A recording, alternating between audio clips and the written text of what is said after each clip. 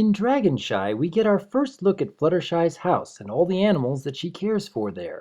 It's nice to see that the animators have put so much detail even into the little things here. We see Fluttershy feeding fish to the ferrets and even worms to the birds. So I guess it doesn't matter so much to Fluttershy that she is caring for predators. When she comes to Angel Bunny, though, we get our first look at his less than agreeable nature.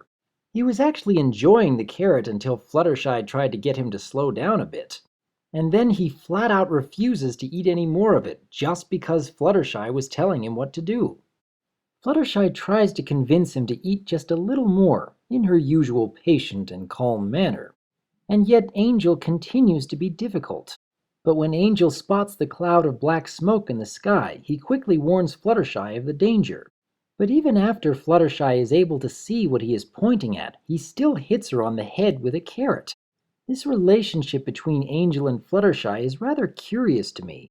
We know that Fluttershy is a very gentle and caring soul. And though Angel was rather helpful to Fluttershy in the Ticketmaster, this is the first moment we see him being less than grateful to his caretaker. When Fluttershy arrives in town, she is calling for help wherever she can. And yet no one seems to take notice of her.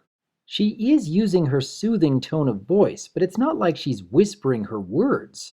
It's really sad to see that not even her friends are noticing her here. I get the feeling that at this point in the show, Fluttershy has yet to gain the respect of anyone in town. But we all know how little Fluttershy wants to be noticed. So I suppose it's not too hard to believe that other ponies have just gotten used to not noticing her. It's still sad to see, though. When Twilight arrives and tells everyone that the cloud of black smoke is being caused by a dragon, we see the first moment in the series where Fluttershy is terrified of something. Before now, the closest we have come to Fluttershy being afraid was when the main six were surrounded by scary trees in the Everfree Forest. But this is actually the first moment in the series where we see one of Fluttershy's deep-rooted fears. Twilight mentions that their mission is to encourage the dragon to find somewhere else to sleep. Which is good to hear, since I would be really worried if Celestia had actually told Twilight to try and fight the dragon off. And then we come to a rather creative A-Team reference. Let's go! Let's not? Another nice little reference that only the adults would understand. When Fluttershy is attempting to talk to Twilight about her concerns, Twilight is so fixated on her task that she isn't really listening. And we know what happens to Twilight when she sets her mind to a task. It isn't until Fluttershy tells her that she wants to stay in Ponyville that Twilight snaps out of it. Twilight does feel that Fluttershy is sorely needed given her natural gift with wild animals. And we also see another little bit to Angel's character as he is taking advantage of Spike even before the main six leave on their quest. We also get some adorable squeaks in this scene. It's interesting to see that the rest of the main six all seem so calm when they are first climbing the mountain. Only Twilight seems to keep her focus on the mission at hand. But even while going up the mountain, Twilight doesn't seem to know what the dragon will be like when they confront it. And when Fluttershy is unable to pull herself together, it's good to see that Applejack is being so patient with her. Even the rest of the main six are encouraging Fluttershy as best they can. That is, except for Rainbow Dash, who is becoming increasingly vocal about why Fluttershy is there in the first place. It's interesting to see Rainbow here before she had developed a close bond with Fluttershy. When we look at the Rainbow Dash of Dragonshy and compare her to the Rainbow Dash of Hurricane Fluttershy, it's really good to see how much Rainbow has grown. But at this early stage in the series, Rainbow still hasn't developed much of a bond with Fluttershy. When they arrive at the dragon's cave, Twilight sets forth a plan that seems to include everyone. But she is still mostly depending on Fluttershy to keep the dragon calm enough to talk to. And when Fluttershy is confessing her deep-rooted fear of dragons, it's actually impressive to see that the writers are keeping up with a little continuity here, talking about Fluttershy's experience with the Manticore and how Fluttershy was never afraid of Spike. And although her friends are still trying to encourage her, Fluttershy just can't bring herself to go into the cave. Considering that Fluttershy was the most integral part of her plan, it's actually inspiring to see that Twilight is still trying to do her utmost to convince the dragon to leave. As for the dragon, I'm surprised to see just how much detail they put into its design. This is likely the most impressive dragon I've seen put into a children's cartoon show. And I get the feeling that Twilight was seriously underestimating just how huge this dragon would be. And when we come to Rarity's scene, I am both thoroughly impressed and yet completely dumbfounded that Rarity believes she can steal the treasure hoard even when the dragon is still in the cave. Rarity is either incredibly good with her charm or just dangerously overconfident. Or perhaps even both. Although I can appreciate Pinky's attempts to spread a little laughter here. But when all else fails, Rainbow decides that she can't wait any longer and just goes right up to the dragon with a kick to the face.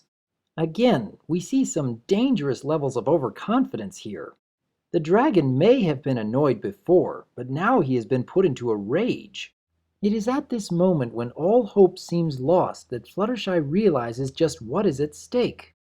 Fluttershy puts aside all of her fears and does something that is so completely unexpected that even a rampaging dragon doesn't know what to think. This scene utterly destroys everything that we think we know about Fluttershy up until this point in the show. In only a matter of seconds, the dragon has lost all of his anger and is actually talking. And though Fluttershy has actually started yelling for the first time in the series, she immediately goes back to her calm and soothing voice once the dragon stops being angry. When I'm watching Fluttershy here, it seems almost like a mother is scolding a naughty child. And seeing the dragon crying doesn't faze her one bit. She's still being her usual gentle and caring self. Dragonshy shows us a lot about who Fluttershy is and what she stands for. Aside from this rather surprising turn for Fluttershy's character when she stands up to the dragon, we get to see how far she is willing to push herself in the moments that matter the most. And because we saw how difficult it was for her to even make her way up the mountain, her moment of triumph is all the more inspiring. Seeing how much a character has to struggle makes us appreciate their successes all the more. And I have always enjoyed this aspect of Fluttershy's character. At the end of the episode, we get another moment of Spike being overwhelmed by Angel Bunny. And this is still only the first of several episodes showing just how strong-willed Angel is. Given what we see about Angel, it's tempting to delve a little deeper into what makes this bunny tick. I'm also rather curious about Fluttershy's fear of dragons.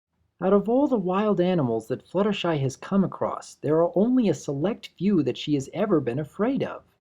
But this fear of dragons leads me to suspect that there might have been a time in Fluttershy's past where she has met a dragon before.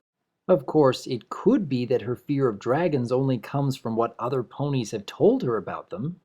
But I get the feeling that perhaps there might be an interesting story about when Fluttershy had come across a frightening experience with a dragon in her youth. I'm also curious about the dragon's actions here.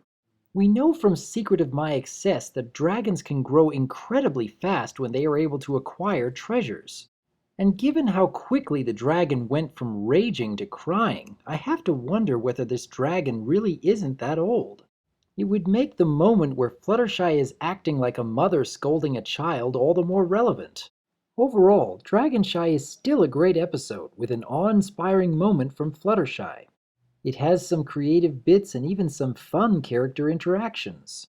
Each time I watch another one of these early episodes, I find something new to appreciate. What are your thoughts about Dragonshy? Do you think this was the best representation for Fluttershy's first outing? Or is there something here that you think doesn't quite work for this episode? Could it be that this dragon is not quite as old as he looks? I would like to hear your thoughts about Dragonshy, and I look forward to bringing you many more episode reviews in the future. I am DRWolf, and I look forward to hearing from you.